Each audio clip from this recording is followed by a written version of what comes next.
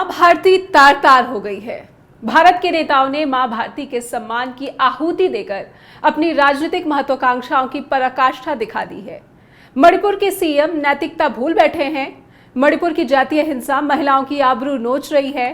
3 मई से हिंसा मौत का तांडव मणिपुर में चल रहा है। पीएम का हृदय वेदनाओं से नहीं भर पाया था। फिर पीएम की वेदना और चेतना को जगाने वाला एक वीडियो सोशल मीडिया में सामने आ गया। लेकिन सवाल यह है कि घटना तो 4 मई की है। इन दोनों महिलाओं को हिंसक भीड़ ने पुलिस के कब्जे से छुड़ाकर इन्हें अपनी क्रूर मंसूबों का शिकार बनाया था। यानी कि पुलिस को यह पता था कि हिंसक भीड़ इन महिलाओं के साथ क्या करने का इरादा रखती थी। पुलिस मौन रहती है। मौन रही बीरेन्द्र सरकार। तस्वीरें सामने आ गई। अब सबकी चेतना वेदना जाग गई है।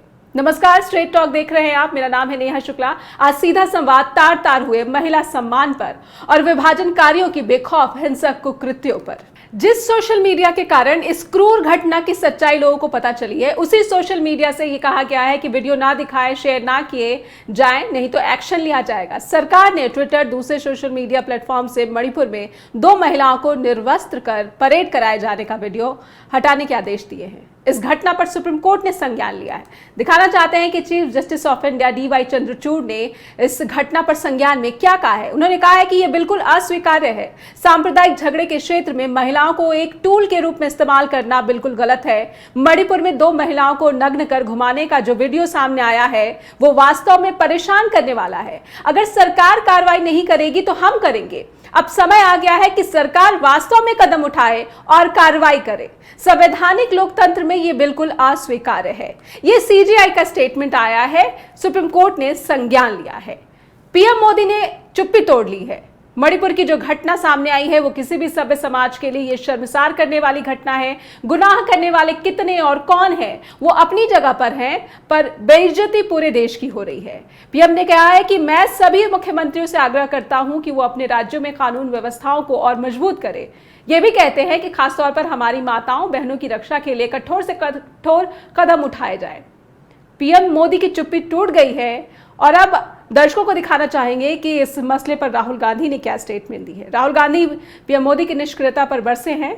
उन्होंने कहा है कि पीएम मोदी की चुप्पी और निष्क्रियता ने ही मणिपुर को अराजकता की तरफ धकेल दिया है। जब मणिपुर में भारत के विचार पर हमला किया जा रहा है तो भारत चुप नहीं रहेगा।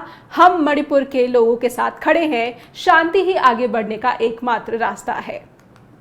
तो ये स्टेटमेंट और इन सब स्टेटमेंट और घटना के बाद स्ट्रेट टॉक में हम कुछ सवाल अपने दर्शकों के सामने उठाना चाहते हैं और ये सवाल जो है भारत के जनता के मन में भी उठ रहे हैं। ये सवाल क्या है, आइए दिखाते हैं। 4 मई की ये घटना है और पुलिस की अनभिज्ञता की बात कही जा रही है। ये सबसे बड़ा प्रश्न चिन्ह है कि ऐसा कैसे संभव है। प्रशासन को मामले का पता सोशल मीडिया से चला। इसमें कितनी सच्चाई है? सबसे बड़ा कसूर किसका? कौन सबसे बड़ा कसूरवार है मणिपुर की महिलाओं के सम्मान का? पीएम मोदी, अमित शाह, सीएम बीरेन्द्र सिंह, ये तीनों चेहरे जनता के कटघरे में खड़े हैं। सोशल मीडिया पर वीडियो शेयर ना करने का जो सरकारी आदेश आया है ये कितना उचित कहा जा सकता है। हमारे साथ एक बेहद ही वरिष्ठ और विशिष्ट पैनल जुड़ चुका है। आइए दर्शकों से उनका परिचय करवाते हैं। स्ट्रेट टॉक में उनका स्वागत भी कर लेते हैं। हमारे साथ सीनियर जर्नलिस्ट जुड़ चुके हैं अमिताभ श्रीवास्तव जी। पहली बार स्ट्रेट टॉक से जुड़ रहे हैं तो आपका बहुत बहुत स्वागत है और आभार भी आपका अमिताभ जी। और हमारे साथ ट्राइबल इश्यूज के एक्सपर्ट हैं प्रोफेसर ब्रह्मदीप अलू, वो भी जुड़ रहे हैं। बहुत बहुत स्वागत है आपका प्रोफेसर स्ट्रेट टॉक में। और प्रोफेसर, सबसे पहले मैं आपसे समझना चाहूँगी कि मणिपुर में लगभग 80 दिन हो गए हिंसा हो रही है। 4 मई की ये घटना और इस घटना के बारे में जो कुछ जानकारी मेरे पास इकट्ठा हो पाई है उसके अनुसार ये कि पुलिस के कब्जे से इन महिलाओं को हिंसक भीड़ ने छुड़ा लिया। यानी कि पुलिस को पता था कि ये जो हिंसक भीड़ है वो इन महिलाओं के साथ क्या कर सकती है। स्थानीय प्रशासन को इस बात का पता था, लेकिन कार्रवाई तब हुई जब सोशल मीडिया पर हो हंगामा मच गया, थू थू होने लगी। प्रोफेसर, लेकिन यहाँ जी यह एक घटना सामने आई है, लेकिन जिस प्रकार का वहां पर 2.5 महीने से माहौल है तो मुझे लगता है कि ऐसी सैकड़ों घटनाएं और हो सकती है जो किसी के ध्यान में आई नहीं, क्योंकि जिस प्रकार का सांप्रदायिक उन्माद वहां पर चल रहा है। लेकिन यहाँ पर मैं एक बात कहना चाहूंगा कि जो आधुनिक लोकतंत्र है वो 3 प्रकार से चलते हैं। शक्ति पृथक्करण सिद्धांत के आधार पर वहां पर एक व्यवस्थापिका होती है, वहां पर एक कार्यपालिका होती है और एक न्यायपालिका होती है। सोच स्पष्ट होती है संविधान विशेषज्ञों की या आधुनिक जो लोकतंत्र जिन्होंने बनाए हैं कि कोई भी शासन का एक धड़ा इस प्रकार से हावी नहीं हो जाए कि सत्ता में तानाशाही हो जाए। और लेकिन 2.5 महीने से जिस प्रकार से वहां का माहौल चला है, तो उससे पता चलता है कि हमारी कार्यपालिका जो है वो नाकाम हो गई है, हमारी व्यवस्थापिका नाकाम हो गई है। और अंततः जब न्यायपालिका ने इस पर सवाल उठाए तो फिर यह जो चीजें जो है सामने आ गई। तो कुल मिलाकर ये जो घटना हुई है ये बहुत ही दुर्भाग्यपूर्ण घटना है। और इसके कारण पूरा देश शर्मसार है। नेहा जी। जी तो ये पूरी की पूरी जो है व्यवस्थापिका जो है या फिर जो पूरा का पूरा जो तंत्र है वो असफल हो गया, वो फेल हो गया है जब सीजीआई संज्ञान लेते हैं, ये मानना पड़ेगा। अमिताभ जी, मैं आपसे समझना चाहूँगी कि देश इस स्थिति का सामना कर रहा है और कहीं ना कहीं विभाजनकारियों की जो साजिशें हैं, जो राजनीतिक महत्वाकांक्षाएं हैं, मुझे लगता है कि बहुत घिनौना चेहरा अभी और सामने आ सकता है। ये तो कुछ ऐसी तस्वीरें हैं जो निकल कर आ गई हैं सामने, बहुत सी ऐसी तस्वीरें होंगी जिनको आने ही नहीं दिया गया होगा कार्रवाई के नाम पर, जब नैतिकता ही सीएम की खुद नहीं है, वो इस्तीफा देने की बात तक नहीं करते, बल्कि एक पिछले दिनों हमने देखा कि कुछ ऐसा ड्रामा सा हुआ कि वो इस्तीफा उन्होंने फाड़ दिया और उसके बाद कहा कि नहीं चाहते उनके समर्थक, और उनमें जो है वो इमोशनल हो गए हैं कि सीएम वीरेंद्र सिंह जो है इस्तीफा नहीं दे सकते। आखिर ये सब क्या दर्शाता है कि राजनीतिक महत्वाकांक्षा ही सर्वोपरि है, लोगों की मानवता की बातें या फिर महिलाओं का जो सम्मान है ये सब हाशिए पर है? जी, आपने बहुत सही बात कही नेहा जी। सबसे पहले तो आपको बहुत बहुत धन्यवाद कि आपने मुझे इस बहुत महत्वपूर्ण विषय पर चर्चा के लिए आमंत्रित किया। और प्रोफेसर साहब ने जो अपनी बात कही वो दरअसल उस इलाके की, पूरे उत्तर पूर्व की, खासतौर से मणिपुर की जो एक पीड़ा है वो कहीं ना कहीं उसकी तरफ इशारा करती है। ये जो चीज़ें चल रही हैं, देखिए, ये आज हमारे प्रधानमंत्री ने इतनी लंबी, इस घटना के इतने समय बाद आज उन्होंने अपनी चुप्पी तोड़ी।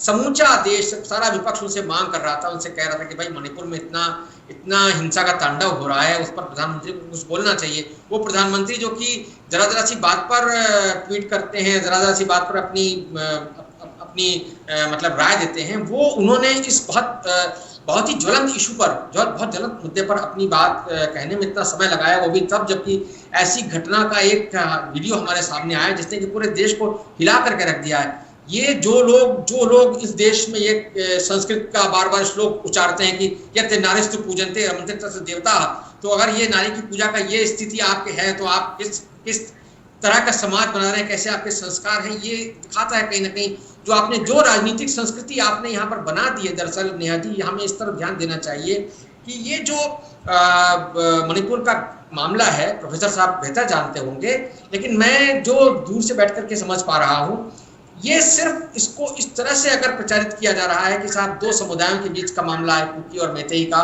और उसमें आपने कुकी समुदाय के लोगों को वहां की सरकार ने लगातार बाहरी कह के, बाहरी यानी आप उनको इन्फिल्ट्रेटर कह रहे हो, आप उनको बाहरी कह रहे हो, आप उनको म्यांमार से आया हुआ इलीगल ऑक्यूपेंट कह रहे हो, तो उसकी वजह से आप जब एक समुदाय को अदराइज करने लगते हो, यानी आप उसको दूसरा अपने से अलग कुछ बताने लगते हो, तो ये स्थिति थी। अगर आप देखें तो जो स्थिति उत्तर भारत में हिंदू बना मुसलमान की बनाई गई पूरे पिछले एक दशक में जिस तरह से राजनीति चली है, उसी तरह का कुछ जो है यहाँ पर मणिपुर में ऐसा मुझे लगता है कि ये जो चीजें करी गई हैं उसका नतीजा ये हुआ है कि आज हम एक ऐसी हिंसा के मुहाने पर खड़े हैं जिसने पूरे देश को शर्मसार कर दिया। जैसा कि आपने कहा कि माँ भारती तार हो गई, बहुत बिल्कुल सही बात है। ये इतनी पीड़ा से भरा हुआ है, जो भी संवेदनशील लोग हैं उनका हृदय पीड़ा से भरा हुआ है, शर्म से भरा हुआ है, क्रोध से भरा हुआ है कि ये सरकार है, सरकार जो है कुछ कर क्यों नहीं। अगर प्रधानमंत्री सिर्फ ये कह रहे हैं कि साहब मेरा हृदय पीड़ा से, क्रोध से भरा हुआ है,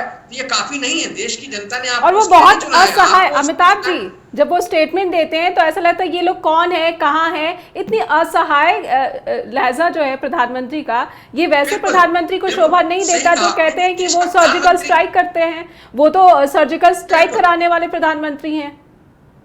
जी बिल्कुल सही कहा आपने कि एक तरफ वो 56 इंच की छाती और सर्जिकल स्ट्राइक और तमाम सारी बातें और दूसरी तरफ ये कहना कि हाँ साहब ठीक है, जो भी दोषी होंगे, जो भी गुनहगार होंगे वो बख्शे नहीं जाएंगे, कड़ी से कड़ी सजा मिलेगी।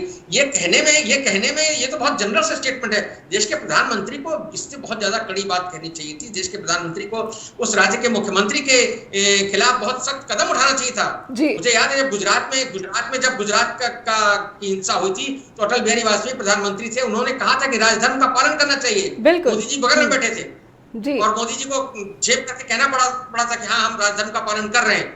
किया या नहीं किया वो हमने देखा बाद में क्या है, वो सब अलग बात है। लेकिन ये जो इस समय मणिपुर की हिंसा है उसमें प्रधानमंत्री ने जिस तरीके से लिया है, जो रिएक्शन दिया है, जितना क्लियर रिएक्शन दिया है, वो बहुत ही शर्मनाक है। मतलब मैं क्या बताऊं, इसके लिए मेरे पास तो दुखद है और बहुत पर्याप्त नहीं है। बहुत क्रोध है इसमें। में आज हम ये समझने की कोशिश कर रहे हैं कि आखिर पीएम नरेंद्र मोदी ने अब अपनी चुप्पी तोड़ ली है, तो उनके शब्दों में जिस तरह से उन्होंने जिन शब्दों का चयन किया है, आखिर ये क्या दर्शाता है कि कितनी चिंता उनको मणिपुर के लोगों की, मणिपुर के महिलाओं को लेकर है। हमारे साथ विशिष्ट पैनल बना हुआ है, प्रोफेसर ब्रह्मदीप अल्लूने के पास चलना चाहेंगे।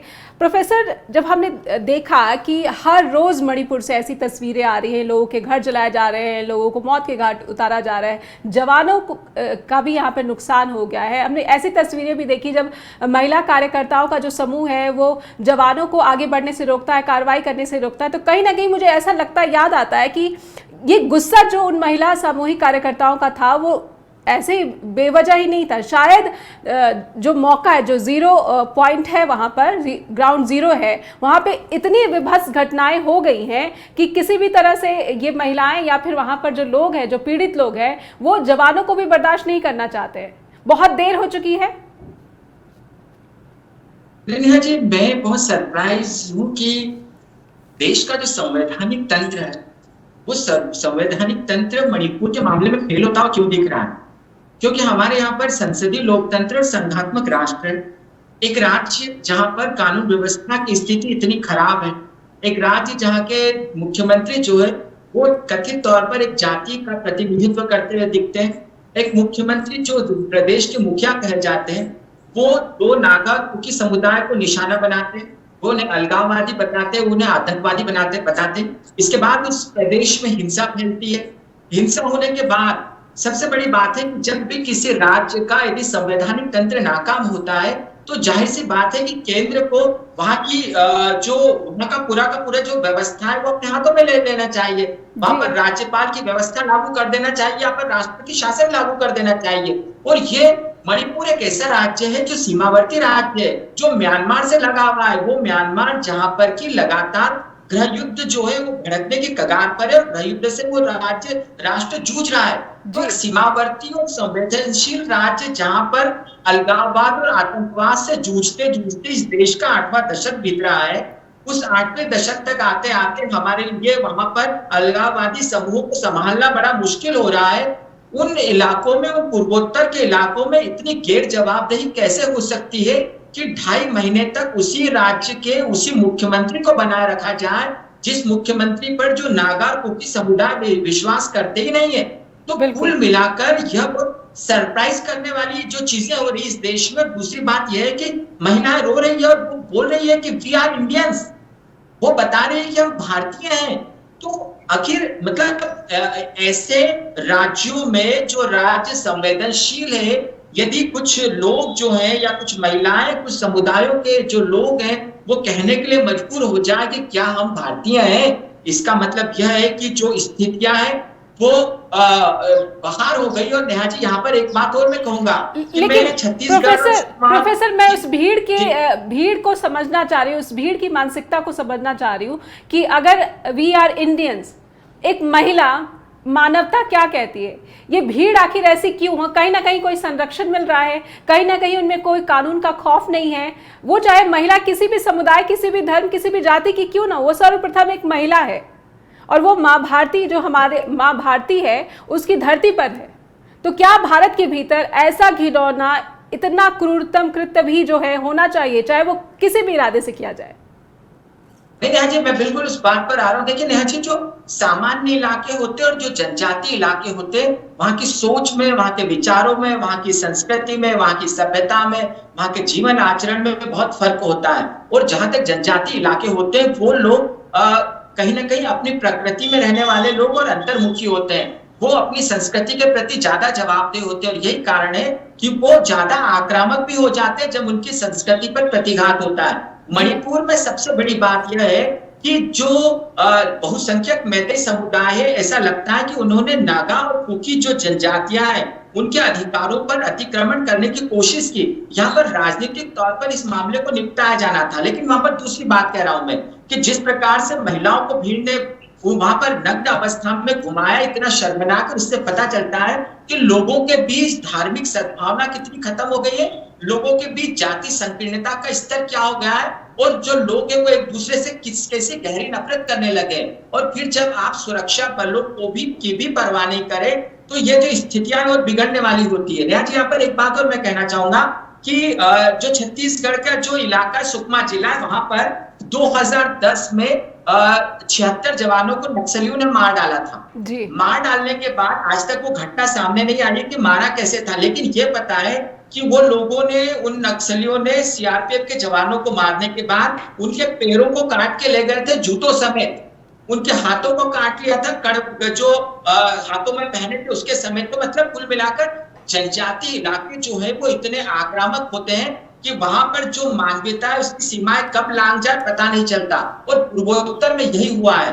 तो यह बहुत ही शर्मनाक कृत्य है जो सुप्रीम कोर्ट ने जो संज्ञान लिया है, वो बहुत ही स्वाभाविक है।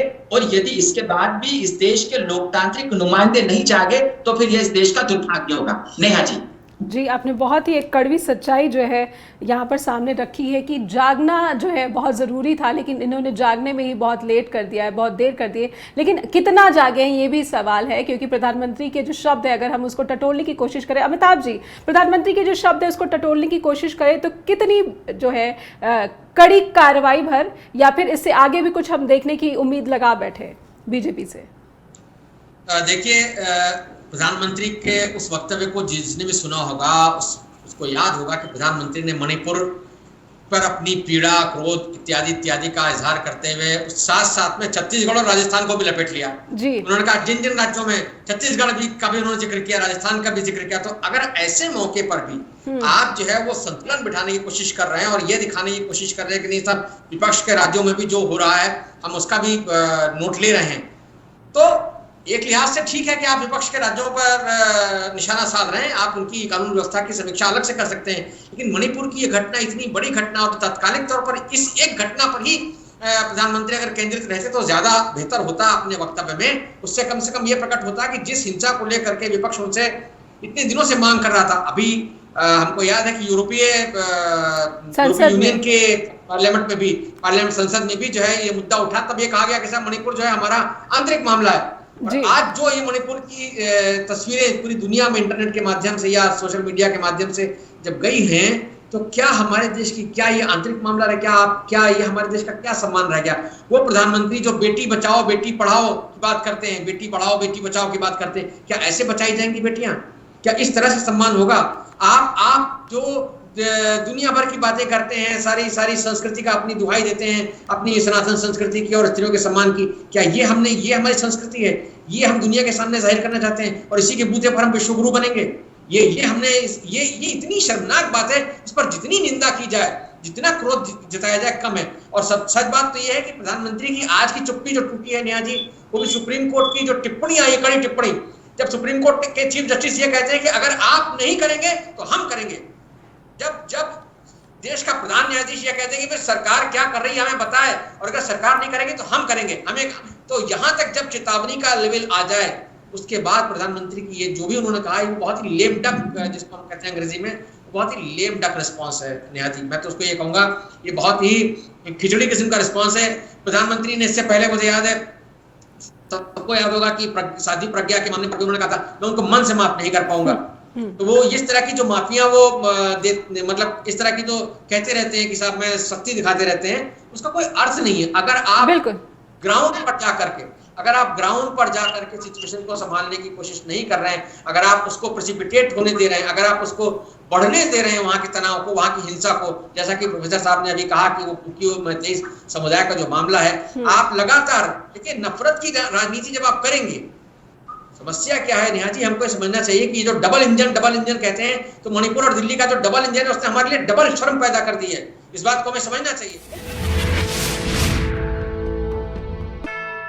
मणिपुर में महिलाओं का जो हाल है, इसी पर हम समझने की कोशिश करें। प्रोफेसर ब्रह्मदीप अलूनी, मैं आपसे समझना चाहूँगी कि आपने जो जनजातीय व्यवहार है या फिर समाज है उसको बताने की कोशिश की, लेकिन पिछले लंबे समय से मैं ये देख रही हूँ जब से मणिपुर में हिंसा हुई है, लगभग चाहे वो मणिपुर के खिलाड़ी हो या फिर मणिपुर से जुड़ा कोई भी जो है पढ़ा लिखा चिंतक थिंकर जो है या फिर पत्रकार है, वो ये उम्मीद कर रहा था, बार बार एक स्टेटमेंट की उम्मीद कर रहा था कि प्रधानमंत्री नरेंद्र मोदी खामोश क्यों हैं। तो ऐसे में ये कहा जा सकता है कि प्रधानमंत्री नरेंद्र मोदी सबसे बड़े कसूरवार हैं, या फिर केंद्रीय गृह मंत्री अमित शाह कसूरवार हैं, या फिर पूरा का पूरा जो दायित्व है, जो जिम्मेदारी बनती है, वो सीएम वीरेंद्र सिंह की बनती है। प्रोफेसर ब्रह्मदीप। नहीं जी, देखिए प्रश्न आपका बड़ा दिलचस्प है, लेकिन जवाबदेह तो वो सब हैं जिनको कानून और सत्ता पर जो काबिज है, जवाबदेह वो सब हैं जिन पर जिम्मा है कि वह इस देश की सुरक्षा को सुनिश्चित कैसे करें। जवाबदेह वो सब है जिनके पास कानून व्यवस्था को, स्थिति को नियंत्रित करने का अधिकार है, और जवाबदेह वो लोग भी हैं जिनको संवैधानिक अधिकार प्राप्त है।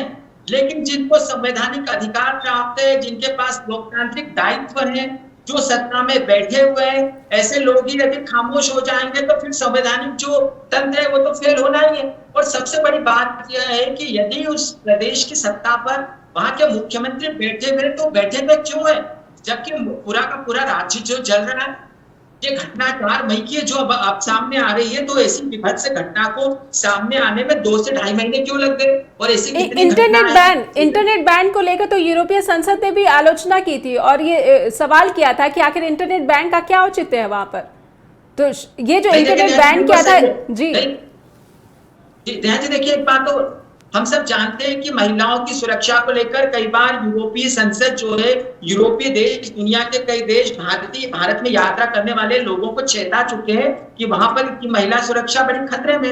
अब उस दौर में जबकि हम एक वैश्विक शक्ति होने का दम भरते हैं, उस दौर में जब हम बताते हैं कि हम विकासशील से विकसित राष्ट्र की ओर बढ़ रहे हैं, उस दौर में हम जब सुरक्षा परिषद में अपना दावा ठोकते हैं, तो जो देश अपने नागरिकों की सुरक्षा सुनिश्चित नहीं कर सकता, जो देश अपने देश में महिलाओं की जो महिलाएं उनकी जो अस्मिता है उसको सुरक्षित नहीं रख सकता, जिस देश में एक राज्य जो है वो 2.5 से 3 महीने तक जलता रहे और वहां पर हम शांति स्थापित नहीं कर सकते, तो जब हमारी आंतरिक व्यवस्था को हम सुचारू रूप से संचालन नहीं कर सकते, तो हम वैश्विक सुरक्षा का जिम्मा की शर्म से लेने की बात करते हैं। ये बहुत समझ से परे है। और ये जो घटना हुई है, और अभी भी देखिए, अब मैं एक बात और यहाँ पर जोड़ना चाहूंगा कि मणिपुर की जो हिंसा है वो आने वाले समय में भारत की आंतरिक सुरक्षा के सामने बड़े संकट खड़ी करती हुई दिख रही है, क्योंकि कई ऐसे इलाके, मैतेई इलाके, जहां से आगे बढ़कर नाके लगा दिए गए हैं और नगार कुकी रहने लगे।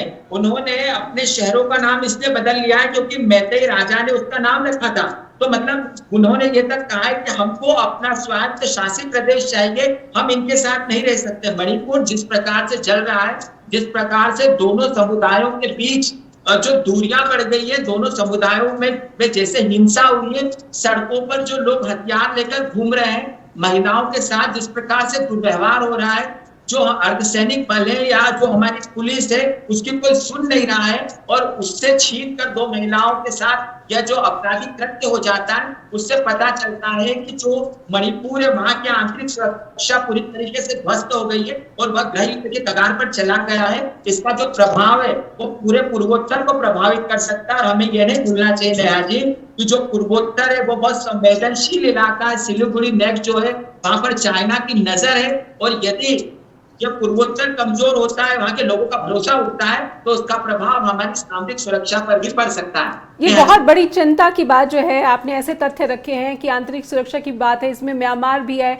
इसमें चीन भी है, इन सबका जो कहीं ना कहीं जो है हित जुड़ा हुआ है। ऐसे में भारत के भीतर अगर ऐसे विभाजनकारी जो ताकतें हैं वो सर उठा रही हैं और मजबूत होती दिख रही है, तो बहुत बड़ी चिंता की बात है। सिर्फ हिंसा तक ही नहीं बल्कि बहुत बड़ा खतरे का भी इशारा किया जा रहा है। अमिताभ जी, मैं आपसे समझना चाहूंगी कि एक डेवलपमेंट ये भी आ गई है कि बाबा राम रहीम, गुरमीत राम रहीम जो है, इसको फिर से पैरोल दे दी गई है। अभी जनवरी में ही 40 दिन की पैरोल दी गई थी, अभी 30 दिन की और पैरोल दे दी गई है। बेटी बचाओ बेटी पढ़ाओ, ये जो नारा है बार बार सिर्फ और सिर्फ राजनीति के लिहाज से या फिर नजरिए से ऐसे दोषियों को जो है पैरोल दे दी जाती है। ये देश की जो राजनीति है, खास करके बीजेपी की जो ये राजनीति है, ये सिर्फ बार बार कई उदाहरण ऐसे आए हैं जिसमें ऐसा लग रहा है कि महिलाओं का सम्मान, महिलाओं की तरक्की की जो बात करते हैं वो खोखले नारे हैं। लेकिन इसके बावजूद जो है बेशर्म तरीके से इस तरह के फरमान जारी कर दिए जाते हैं। गुरमीत राम रहीम को फिर से 30 दिन की पैरोल दे दी जाती है। इसके बावजूद जो जनता है वो ज्यादातर की तादाद में ऐसा ही लगता है कि वो मूक दर्शक बनी हुई है, वो सवाल करना ही भूल गई है। अमिताभ जी, आपने बिल्कुल सही कहा, और आपने जो एक शब्द का इस्तेमाल किया, खोखले, ये बिल्कुल इस घटना से, राम रहीम का जो आपने जिक्र किया, इससे एक बार फिर साबित होता है। देखिए, हम लोग प्रधानमंत्री के वक्तव्य के से बात कर रहे हैं और मणिपुर की इस घटना के संदर्भ में हम ये समझने की कोशिश कर रहे हैं और अपने दर्शकों को भी समझाने की कोशिश कर रहे हैं कि भाई क्या ये घटना, इस घटना का क्या मैग्नीट्यूड है, इसका क्या, किस तरीके से इसको ट्रीट किया जाना चाहिए, और कैसे सरकार जो है वो इतने समय प्रधानमंत्री चुप रहे, उसके बाद अब जो है उनकी चुप्पी टूटी, वो भी सुप्रीम कोर्ट की सख्त चेतावनी के बाद। और आपने जो राम रहीम का जिक्र किया, बिल्कुल आपने जो बात कही बिल्कुल सही बात है कि जब आप एक ऐसे व्यक्ति को जो कि हत्या का आरोपी है, एक ऐसे व्यक्ति को सिर्फ इस वजह से देते हैं, इस वजह जिसमें बलात्कार का दोष सिद्ध हो चुका है, बलात्कार के दोष में सजा काट रहा है, तो वो और सजा काट रहा है, बिल्कुल ठीक बात है। तो ये जो चीजें हैं, ऐसे में ये दिखता है कि ये सिर्फ वोट की राजनीति के लिए सिर्फ और सिर्फ आपको मालूम है कि उसका एक कहीं ना कहीं जो एक प्रभाव है जनता के एक वर्ग पर, उस प्रभाव को आप अपने हित में कैश करना चाहते हैं और आप उसके प्रति नरम दिख करके कहीं ना कहीं उसको दिखाना चाहते हैं। अभी धीरेन्द्र शास्त्री नाम के एक सज्जन है जो कि आजकल खबरों में छाए हुए हैं, उनके भी कुछ वक्तव्य आए थे अभी हाल के दिनों में, तो बहुत ही शर्मनाक थे महिलाओं के संदर्भ में। लेकिन ये सरकारें जो हैं, जो बीजेपी की सरकारें हैं, जहां जहां ये सब चीजें होती हैं, वो सिर्फ विपक्ष पर हमला करती है, लेकिन इस तरह के लोगों को छोड़ देती है, क्योंकि उनको लगता है कि भाई इनका जो है एक जनसंख्या के एक बड़े हिस्से पर प्रभाव है, तो उसको छेड़ने से कहीं ऐसा ना हो कि उनका जो वोट बैंक है, तो वोट बैंक पर असर पड़ जाए, इसलिए वो उसको नहीं छेड़ती हैं। जबकि अंततः हम देखते हैं कि उसके नतीजे कितने खतरनाक, कितने दुर्भाग्यपूर्ण साबित होते हैं। ये हमने राम रहीम की घटना से देखा, जिसका कि आपने भी जिक्र किया। अब देखिए, मणिपुर का जो मामला है, क्योंकि अभी बहुत विस्तार से प्रोफेसर साहब ने इसके बारे में बताया, मैं ये समझता हूं कि ये मणिपुर की जो भी घटना है, ये जो भी कुछ हो रहा है, कुल मिलाकर के जो मैंने पहले कहा था, नफरत की राजनीति अगर आप करते हैं, अगर आप दो समुदायों के बीच में, आप सरकार है, आपका काम है समाज में एक सामंजस्य पैदा करना, आप अमन चैन कायम करना, अगर आप दो समुदायों के बीच में खाई पैदा करके, विभाजन पैदा करके, उनको एक दूसरे का दुश्मन करार दे करके अगर आप प्रशासन चलाएंगे, तो हो सकता है आपको सत्ता मिल जाए, लेकिन समाज जो है वो एक गृह युद्ध की तरफ बढ़ेगा। और जैसा कि हम देख रहे हैं, मणिपुर को इस सरकार ने पूरी तरह से, बीरेन सिंह जब से लौटे हैं 2022 के बाद से, ये एकदम गृह युद्ध में झोंकने की तैयारी पूरी तरह से हो चुकी है। और इस साल से, जब से ये सारा सिलसिला शुरू हुआ है, फरवरी मार्च से, जब से आप देखें, जबकि जुलूस निकले, प्रोसेशन निकले, उसके बाद जिस तरीके से हाईकोर्ट का डिसीजन आया मैतेई समुदाय को लेकर के, और उसके बाद जिस तरीके से मई में जब हिंसा हुई जिसमें सैकड़ों लोग मारे गए, तब ये सरकार चुप थी, केंद्र सरकार, जिससे कहा जा रहा था कि भाई आप कुछ कीजिए, लेकिन ये मतलब मुंह बंद किए बैठे थे। और आज इनको जब इतनी बड़ी घटना हो गई, जब पूरी दुनिया में हमारा सर शर्म झुक गया है, तब उसके बाद इनको लग रहा है कि हाँ, कुछ इनको जो भी कुछ इन्होंने कहा है वो भरपाई के लिए, वो एक तरीके से खाना पूरी के लिए है। अभी भी अगर अभी भी ये सरकार गंभीर है, तो इसको कम से कम जो दोनों समुदाय हैं, दोनों समुदाय के प्रतिनिधियों को बैठा करके, क्योंकि देखिए नेहा जी, लोकतंत्र में चीजें जो हैं वो बातचीत के जरिए वार्तालाप के जरिए, चर्चाओं के जरिए सुलझती हैं जो विवाद है। तो कुकी और मैतेई समुदाय को लेकर के जो भी समस्याएं हैं वो उन दोनों समुदायों के प्रतिनिधियों को बिठा करके केंद्र सरकार को और राज्य सरकार को आपस में बैठ करके सारे संगठनों को साथ लेकर के तब बात करना चाहिए। आप खाली अगर ये कहते रहे कि साहब वहाँ सोफिस्टिकेटेड वेपन्स आ रहे हैं, नार्को टेररिज्म हो रहा है, इस तरह की टर्मिनोलॉजी अगर आप वहाँ चलती रहेगी तो उससे आप कुल मिलाकर के जो उस समुदाय के लोगों की छवि है पूरे देश में, मणिपुर ही नहीं पूरे देश में जो बनाना चाहते हैं वो बनेगी और उससे कुल मिलाकर के वो और अलग थलग हो जाएंगे। और जैसा कि अभी प्रोफेसर साहब बता रहे थे कि वो स्वायत्त शासी क्षेत्र अपने लिए मांग करें, तो अंततः वो आप उनको अलगाव की तरफ धकेल रहे हैं। ये जो नीतियां हैं ये बहुत खतरनाक है। सरकार का काम होना चाहिए कि लोगों को एक साथ जोड़ करके चलाए शासन। अगर ये सरकार, वीरेंद्र सिंह की सरकार, और अगर जो बीजेपी, जैसा मैंने कहा कि डबल इंजन ये अपने आप को क्लेम करते हैं, अगर ये सचमुच शांति चाहते हैं, हम समझने की कोशिश करें कि मणिपुर की ये जो स्थितियां हैं ये अब इससे कैसे सुधर सकती हैं, कैसे दो जातियों में ये जो नफरत फैल गई है, ये जो सांप्रदायिक हिंसा फैल गई, अविश्वास गहरा गया है, ये कैसे जो है इसे दूर किया जा सकता है। प्रोफेसर, मैं आपसे समझना चाहूँगी कि इंटरनेट बैन करने को लेकर जो है ये सवाल किए जा रहे हैं कि क्या अगर इंटरनेट वहाँ पर बैन नहीं होता या फिर इस तरह के आदेश नहीं दिए जाते तो इस तरह की तस्वीरें पहले आ पाती और पहले ही समय रहते ही कार्रवाई हो पाती, बहुत सारी जो जानें चली गई हैं उसका नुकसान भी बच जाता, बहुत सारे जो घर जला दिए गए हैं वो नुकसान होने से बच जाता। प्रोफेसर, देखिए, दरअसल बात यह है कि जो मणिपुर की कानून और व्यवस्था की स्थिति है उसको शुरुआती पलों से ही संभाल लिया जाना चाहिए था। इसलिए क्योंकि जो वहां पर शासन करते हैं या जिनमें पूर्वोत्तर के राज्यों की समझ होती है वो इन चीजों को बेहतर तरीके से जानते हैं कि जो जनजातीय मामले होते हैं उनको डील कैसे किया जाता है। दूसरी बात है कि जनजातीय मामलों की गंभीरता को देखते हुए ही भारत में हमेशा मंत्रालय जो होता है, जनजातीय मंत्रालय एक अलग सा होता है, जिससे कि उन समाज की जो समस्याएं हैं या उन इलाकों की जो समस्या है उनको देख लिया जाए। तीसरी बात यह है कि जो जनजातीय इलाके होते हैं या जो वनों के इलाके होते हैं वहां पर इंटरनेट चले या न चले इसकी कोई गारंटी नहीं होती। अब जबकि वहां पर ऐसे इलाकों में सही तरीके से रेंज में होता ही नहीं, वहां पर यदि आप इंटरनेट को बैन कर दें तो इससे ज्यादा आत्मघाती कदम तो कुछ हो ही नहीं सकता। और तो ऐसे में अब आपने इंटरनेट को बैन कर दिया तो ये चीजें सामने आई ही नहीं। लेकिन मुझे लगता है कि जो मामला है वो इससे ज्यादा गंभीर है। मामला यह है कि दोनों जो तीनों समुदाय है, नगा, कुकी और जो मैतेई है, उनमें एक प्रकार से मतलब जो वहां के हालात नजर आते, जिस प्रकार से बंदूकें लेके घूम रहे, तो वो बदले की भावनाओं से गुजर रहे। और जब बदले की भावना जनजाति के क्षेत्रों में आती है तो वो बहुत ही जानलेवा होती है, वो बहुत ही निर्मम होती है और उसके परिणाम भी निर्ममता की पराकाष्ठा को लांघ जाते हैं। तो कुल मिलाकर इन इलाकों में हिंसा को जिस प्रकार से समाप्त करना था या हिंसा को संभालना था जिस प्रकार से, उसके लिए सही कदम उठाए जाने चाहिए थे। और इसके लिए सबसे ज्यादा जरूरी था कि वहां के मुख्यमंत्री को पद से हटा देना था। लेकिन उसके बजाय कदम ये उठाया गया कि हेमंत बिश्वा शर्मा वहां पर चले गए। अब हेमंत बिश्वा शर्मा जो है वो अपने विवादित बयानों के लिए ऐसे देश में उनके बहुत विवादित बयान रहे, खासकर सांप्रदायिक जो उनके विचार आए सामने, तो ऐसे में अन्य समुदायों ने वहीं से जो हेमंत शर्मा के जाने से ही उनके मन में कहीं ना कहीं जो है वो एक प्रकार की असुरक्षा का भाव हुआ।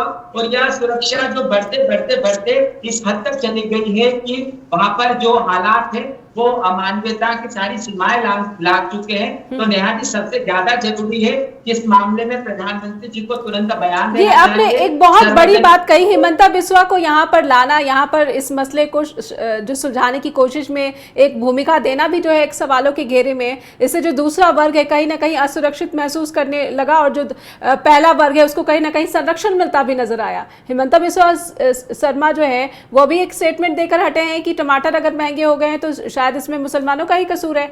अब ऐसे जो घिनौनी घटना सामने आई तो फिर उनका कोई स्टेटमेंट सामने नहीं आया, लेकिन गनीमत है कि स्मृति ईरानी का स्टेटमेंट सामने आ गया है।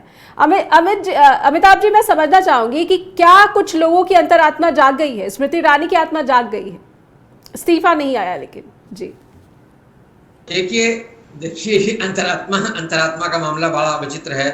अंतरात्मा जो है वो उसमें कुछ ऐसा बटन लगा हुआ है शायद इन लोगों की, नेताओं की, खासतौर से जो सत्तारूढ़ दल के होते हैं, कि जब कोई बहुत बड़ा मसला जब पूरे देश में या विदेश में जब प्रचारित हो जाता है और उस पर सारी संस्थाएं यानी अदालतें वगैरह सब अपनी सख्ती दिखाने लगती है, तब सबकी अंतरात्मा जगती है। वरना मणिपुर का ये हिंसा जो है, ये तो हम जान रहे हैं कि 2 महीने से जारी थी। और ये जो वीडियो जो आया सामने, ये भी मई के महीने का वीडियो है। जो इंटरनेट बैन की बात हम लोग यहाँ पर कर रहे हैं, अगर वो बैन नहीं होता तो शायद ये जब घटना हुई थी उसी समय सामने आ गया होता, और तब शायद इस चीज को उस समय एड्रेस कर लिया गया होता। हो सकता है कि उस समय इससे हालात थोड़े और बेकाबू होते, लेकिन जो चीजें कुल मिलाकर के आज हमको जो शर्मिंदगी देखने को मिल रही है, जिस तरीके से सरकार की निष्क्रियता हमको देखने को मिल रही है, शायद उसका कुछ हद तक जो है उसको काबू में किया जा सकता था। लेकिन जो बात प्रोफेसर साहब ने कही कि ये जो समुदायों को लेकर के जिस तरह से सरकार को काम करना चाहिए था, खासतौर से जो शक्ति दिखानी चाहिए थी मुख्यमंत्री के लेवल पर, वो शक्ति नहीं दिखाई गई। और असम के मुख्यमंत्री का यहाँ पर जिक्र आया, तो ये बिल्कुल सही बात है कि वो जिस तरह से विवादास्पद बयान देते हैं और जिस तरह से लोगों को मतलब जानबूझ करके, मुझे तो ऐसा लगता है कि वो कुछ भड़काऊ बयान देने में वो जानबूझकर आगे रहते हैं, जिससे कि कुल मिलाकर के उनकी अपनी एक अलग छवि भी बनती है उग्र नेता की। तो वो जो है कहीं ना कहीं नुकसान पहुंचा रहा है। अगर आप देखिए तो जैसे असम में एनआरसी हुआ, जो कि सुप्रीम कोर्ट के मतलब निर्देश के तहत हुआ था, मणिपुर में भी जहां तक मेरी जानकारी है कुछ इस तरह की प्रशासनिक कार्रवाई हुई कि वो जो लोग हैं वहां पर, उनको आइडेंटिफाई करने के लिए बाकायदा एक मुहिम चला गई, वेरी मच लाइक एनआरसी, कि भाई जो की लोग रहते हैं गाँव में, आपने उनको जो वहाँ के पहाड़ी इलाके, चूड़ा चांदपुर जैसे जिले के जो बहुत सारे इलाके, वहां से आपने उनको बेदखल किया। आपने फॉरेस्ट एक्ट के नाम पर, फॉरेस्ट राइट्स एक्ट के नाम पर आपने उनको बेदखल किया। तो वो जो लोग हैं वो अपने आप को ठगा हुआ सा महसूस कर रहे हैं, वो अपने आप को ऐसा अलग थलग महसूस कर रहे हैं। उनकी पीड़ा को अगर आप नहीं समझेंगे तो वो जो एक ज्वालामुखी जिसको कि आप जन्म दे रहे हैं, उसका लावा जब भीतर रहेगा और वो किसी दबा हुआ ज्वालामुखी जब फूटेगा तो उसका विस्फोट जो है अपनी लपेट में किस किस को लेगा ये कोई नहीं जानता। इसलिए वो जो हिंसा है उसको काबू करने का सबसे पहला दायित्व तो सरकार का ही है, राज्य सरकार का, केंद्र सरकार का उनका दायित्व है। जैसा मैंने पहले भी कहा कि वो सारे जितने भी इस मणिपुर की राजनीति में, मणिपुर के समाज में जो स्टेक होल्डर्स हैं और इस समस्या के मामले में जो वहाँ की जनजातीय समस्या है उसको लेकर के जितने भी लोग सक्रिय हैं, संगठन, सिविल सोसाइटी के लोग, उन सबके साथ सरकार को गंभीरतापूर्वक विचार विमर्श करना चाहिए था। और विचार विमर्श करके आपको वहाँ की हिंसा को हिंसात्मक तत्वों को अलग थलग करने की कोशिश करनी चाहिए थी। उल्टा आपने ऐसा काम किया है कि जिससे हिंसा भड़क गई है और हिंसा को आप शांत करने के लिए कुछ नहीं करते हैं। प्रधानमंत्री को इतने दिन लगते हैं मणिपुर की हिंसा पर अपना वक्तव्य देने के लिए, और वो वक्तव्य भी जो देते हैं उसमें बहुत रूटीन सी बात है, वो बहुत रटी रटाई सी बात है कि हाँ दोषी बख्शे नहीं जाएंगे। ये बात तो कोई भी आदमी कह सकता है, जो सरकार में नहीं है वो भी कह सकता है कि हाँ किसी भी तरह के दोषी बख्शे नहीं जाएंगे, गुनाहगारों को कड़ी सजा मिलेगी। ये तो एकदम विटामिन की गोली जैसा मामला है कि आप सुबह से दिन में 3 बार खाते रहिए तो आपकी सेहत सुधरी रहेगी। ये बिल्कुल वैसी बात है, इसका कोई मतलब नहीं है ना। बिल्कुल प्रधानमंत्री के लेवल पे खाना पूर्ति की गई। जी प्रोफेसर, समय बहुत सीमित रह गया है, तो मैं समझना चाहूंगी कि 2 लाइन में आपसे कि अब इससे आगे समाधान क्या सुझाया जा सकता है। स्थानीय प्रतिनिधियों को ही आगे जो है बातचीत करनी होगी, क्योंकि केंद्र सरकार का जो रवैया रहा है अब उससे उम्मीद ही क्या की जा सकती है। स्थानीय प्रतिनिधियों की भूमिका ही सबसे ज्यादा महत्वपूर्ण है। यहाँ की सबसे बड़ी बात है कि तुरंत मणिपुर में राष्ट्रपति शासन लागू करना चाहिए और प्रधानमंत्री को संसद में बयान देकर सर्वदलीय पार्टियों को वहां पर भेजना चाहिए। मुझे लगता है कि सर्वदलीय पार्टियां जब जाएगी, प्रधानमंत्री का बयान आएगा, राष्ट्रपति शासन जब लागू होगा तो निश्चित तौर पर जो मणिपुर है उनको सभी को प्रतिनिधित्व मिलेगा और मणिपुर में निश्चित ही शांति स्थापित होगी। नेहा जी बहुत बहुत धन्यवाद करना चाहूँगी। मुझे लगता है कि अगर हमारी बात उन तक पहुँचे, सरकार के जो लोग हैं उन तक पहुँचे, तो इस तरह के जो कार्रवाई की जाने की ज़रूरत है वो ज़रूर की जाए और उम्मीद लगा सकते हैं। इसके अलावा हम क्या कर सकते हैं, अपनी आवाज़ उठा सकते हैं। नहीं तो शुक्रवार को तो सुप्रीम कोर्ट की सुनवाई होनी ही है, देखते हैं कि सुप्रीम कोर्ट किस तरह का कुछ यहाँ पर निर्देश देता है। या एक वाक्य कहना चाहूँगा कि देखिए जो हम लोग यहाँ बात कर रहे हैं, अभी ये मणिपुर का किस्सा चल रहा है और भारतीय जनता पार्टी वैसे तो बहुत बड़े बयान में आ रहे हैं सर सबके, लेकिन अब भारतीय जनता पार्टी करेगी कि कांग्रेस जो है वो जोधपुर की हिंसा पर चुप क्यों है, छत्तीसगढ़ का क्या होगा, राजस्थान ये का क्या रटी होगा, रटाई ये बात तो सारी है। बातें आपका कुल क्राइम मिलाकर कम के नहीं जो- होता अगर दूसरे का क्राइम पहले सामने आ चुका है, इससे कुल किसी का मिलाकर के क्राइम कम आप नहीं हो अपना जाता। गुनाह छुपाने के लिए दूसरे की गलतियां उभारना शुरू कर देते हैं। ये जो है ना, ये इससे साफ होता है कि आप सिर्फ राजनीति करना चाहते हैं, आपका समस्या सुलझाने में कोई बहुत इंटरेस्ट नहीं है। बिल्कुल, जी। बहुत बहुत धन्यवाद करना चाहूंगी, समय समाप्त हो गया। प्रोफेसर ब्रह्मदीप आपका भी बहुत बहुत धन्यवाद, अमिताभ जी आपका भी बहुत बहुत शुक्रिया। और अब दर्शकों से अनुरोध है कि फीडबैक देना ना भूलें info@justbroadcasting.com पर और neha@justbroadcasting.com पर भी मुझे आपके फीडबैक का रोज इंतजार रहता है। दोबारा आपसे मुलाकात होगी, अपना ख्याल रखें, धन्यवाद।